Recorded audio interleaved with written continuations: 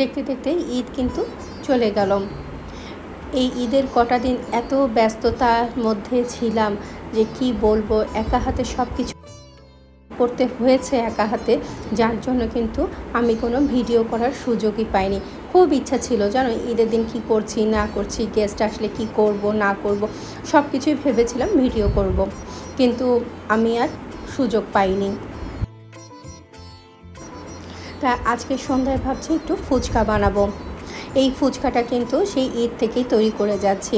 ভেবেছিলাম যে গেস্টরা আসলে সকালবেলার দিকে একটু নাস্তা হিসাবে দেব, কারণ বিকেলবেলার দিকে তো সবাই চলে যাবে, সবাই তো আর সারাদিন থাকবে না।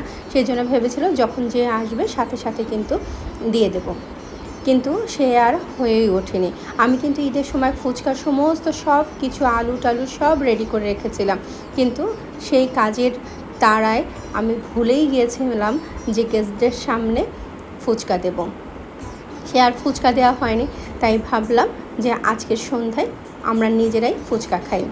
আর আমার ছোট ছেলে কিন্তু আমাকে মনে করিয়ে দিয়েছে, আম্মু তোমার কিন্তু ফুচকা খাওয়ানো হয়নি, আজকে তাহলে ফুচকাটা তৈরি করেই ফেলি।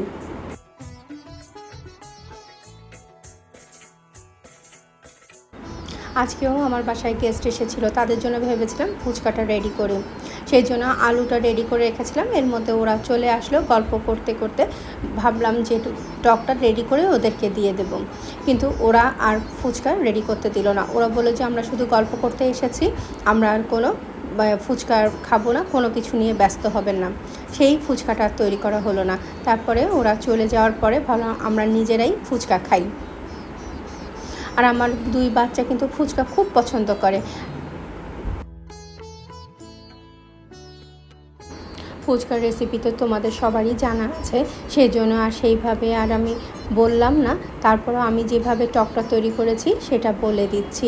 আমি টকটা তৈরি করেছি, এর মধ্যে চিলি ফ্লেক্স, তারপরে ভাজা জিরের গুঁড়ো, চটপটির মশলা, একটু চাট মশলার গুঁড়ো দিয়েছি, আর চিনি তো দিতেই হবে, আর সামান্য লবণ। বিট লবণ দিলে খুব ভালো হয়, আমার কাছে না বিট লবণ ছিল না। আর একটু লেবু দেবে, টকের মধ্যে লেবুর রস দিলে টকের টেস্টটা কিন্তু অনেক মজার হয়। ফুচকা রেডি করে চলে আসলাম রুমে, কারণ আমরা সবাই ঈদের অনুষ্ঠান দেখছি, সেই জন্য ভাবলাম ঈদের অনুষ্ঠানও দেখি, সেই সাথে ফুচকাও খাই, দুটোই একসাথে এনজয় করা হবে।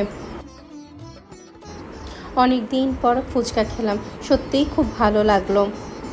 আজকে এতটুকুই। সবাই ভালো থেকো, সুস্থ থেকো, আর নিজের প্রতি খেয়াল রেখো।